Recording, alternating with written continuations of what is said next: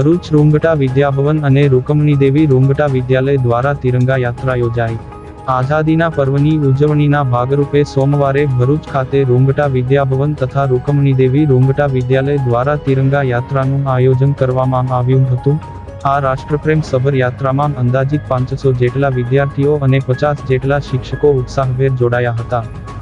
શાળા કેમ્પસ ખાતે ભરૂચ જિલ્લા ભાજપ પ્રમુખ પ્રકાશભાઈ મોદી, જિલ્લા ભાજપ ઉપપ્રમુખ મનોજભાઈ મહેતા તથા ઓબીસી મોરચાના પ્રમુખ કમલેશભાઈ મોદીના હસ્તે તિરંગા યાત્રાને લીલી ઝંડી આપી પ્રસ્થાન કરાવવામાં આવ્યું હતું।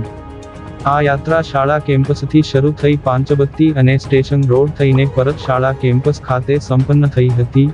વિદ્યાર્થીઓએ હાથમાં તિરંગો લહેરાવી અને દેશભક્તિના ગુંજતા નારા સાથે સમગ્ર વાતાવરણને દેશભક્તિના રંગે રંગી દીધું હતું।